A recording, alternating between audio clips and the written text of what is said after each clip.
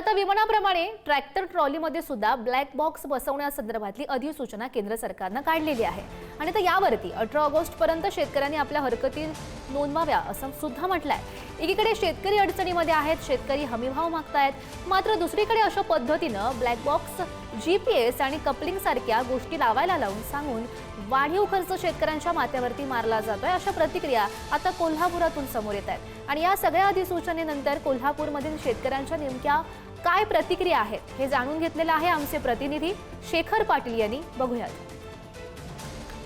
ज्या पद्धतीने आता विमानांमध्ये ब्लॅक बॉक्स आपण ऐकलेलं आहे, एखादा अपघात झाल्यानंतर त्या ब्लॅक बॉक्सची आपल्याला माहिती कळते, मात्र आता ट्रॅक्टरमध्ये याची आवश्यकता आहे असं वाटतंय का तुम्हाला? काय नेमकं सरकारच्या डोक्यात सुरू आहे?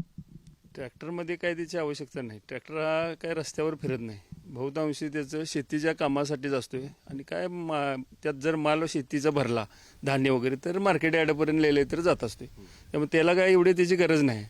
तरी पण सरकार लादा लागले शेतकऱ्यावर, हे अन्यायकारक आहे। अजूनही काही शेतकरी आहेत, त्यांच्या देखील प्रतिक्रिया आपण जाणून घेणार आहोत। मात्र तत्पूर्वी या ट्रॅक्टरवरती ज्या ठिकाणी प्रेस कॉन्फरन्स काल घेण्यात आली आणि प्रेस कॉन्फरन्सच्या माध्यमातून काही मुद्दे जे आहेत ते उपस्थित करण्यात आले, ज्यामध्ये आपण हा पाहू शकताय ब्लॅक बॉक्स, खरं तर त्याला EDR म्हणतात, ज्याचा खर्च 15 ते 25 हजार इतका होऊ शकतो असं सतेज पाटलांचं म्हणणं आहे। GPS ट्रॅकिंग डिव्हाइस देखील आहे, ज्याचा देखील खर्च 8 ते 15 हजार आहे।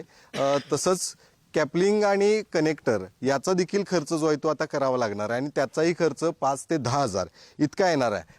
काय सांगाल हे सगळ्याकडे कसं बघताय? विमानात आपण ऐकायचो ब्लॅक बॉक्स, GPS ऐकायचो, आता तुम्ही ट्रॅक्टरमध्ये बसायला। हा शेतीसाठी ट्रॅक्टर असल्यामुळे ह्यात ब्लॅक बसवायची काही गरजच नाही। एक म्हणजे शेती सोडून बाहेर कुठे नाही, रस्त्यावर विमान कसं त्याला निदान वरती हे त्याला काय हे नाही, पण आपल्याला शेतीत काम करत असल्यामुळं किंवा ते इकडे तिकडे हे करून पडण्याची सुद्धा शक्यता असते, पण गरज नसताना ती का लादा लागल्यात? शेतीमधलाच परवडाना, ट्रॅक्टर परवडाना झालं आणि त्यात हे वरती आणि डोक्यावर त्यांचा आणि बोज आणि काय गरज नसताना हे लागल्यात हे करायला, हे म्हणजे सरकारचं धोरण काय ते तर समजलं पाहिजे ना। हा ब्लॅक बॉक्स बसवायचं विमानात आहे, हे नैसर्गिक पट्ट्या तुमच्या ह्या शेती हा नैसर्गिकवर चाललेला उद्योग, ह्या नैसर्गिक उद्योगावर तुम्ही घालायला शेतकरी हा जगता जगणं झाला आहे। शेतीमालाला दर नाही, ट्रॅक्टरच्या मालाला दर नाही, ट्रॅक्टर स्पेअर पार्ट वाढलेले आहेत, त्यामुळं हा दुसरा उद्योग त्यांनी जे गव्हर्नमेंटनं काढला आहे की शेतकरी मारायचा, तारायचं म्हणतात पण ते मारायचा उद्योग चालला आहे त्यांचा। त्यामुळं हा ब्लॅक बॉक्स किंवा अन्य काय हे बसवण्यात काही शेतकऱ्यांना रस नाही आणि हे हाणून पाडलंच पाहिजे, एवढं 100%। कॅमेरामन ओंकार वळवडेसह शेखर पाटील, पुढारी न्यूज, कोल्हापूर।